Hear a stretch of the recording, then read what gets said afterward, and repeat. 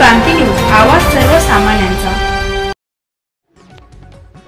पांढरकवडा गोरगरिबांचे शिक्षण वाचविण्यासाठी अन्यायकारक संच मान्यता रद्द करा, शिक्षक संघाचे प्रशासनाला निवेदन। यवतमाळ जिल्हा परिषद प्राथमिक शिक्षक संघ रजिस्टर नंबर 235 शाखा पांढरकवडा यांच्याकडून माननीय दादाजी भुसे साहेब मंत्री शालेय शिक्षण महाराष्ट्र राज्य मुंबई यांच्याकडे माननीय तहसीलदार तहसील कार्यालय केडापूर मार्फत 15 मार्च 2024 चा संच मान्यता शासन निर्णय रद्द करण्याबाबत निवेदन देण्यात आले।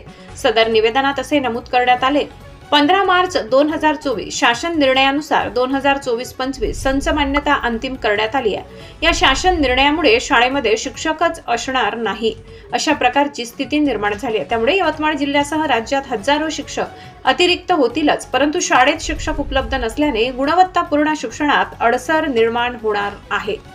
त्यामुळे पालकांना आपल्या पाल्यांना परगावच्या शाळेत दाखल करणे क्रमप्राप्त होईल। प्रामुख्याने किशोरवयीन मुलामुलींच्या शिक्षणाची परवड होईल व मुलींची सुरक्षितता धोक्यात येण्याची स्थिती आहे। त्यामुळे यवतमाळ जिल्ह्यासह राज्यातील शाळेतील शिक्षक संख्येवर प्रतिकूल परिणाम करणारा व स्वतःच्या गावातील शिक्षण मिळवण्याचा हक्क डावलणारा 15 मार्च 2024 चा शासन निर्णय तात्काळ रद्द करण्यात यावा ही विनंती निवेदनात करण्यात आली। यावेळी शेकडो शिक्षक उपस्थित होते।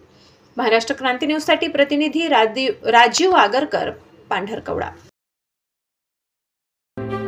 अशाच नवनवीन बातम्या पाहण्यासाठी आमच्या महाराष्ट्र क्रांती न्यूज या YouTube चॅनलला लाईक करा, सबस्क्राइब करा आणि बेल आयकॉनला प्रेस करा।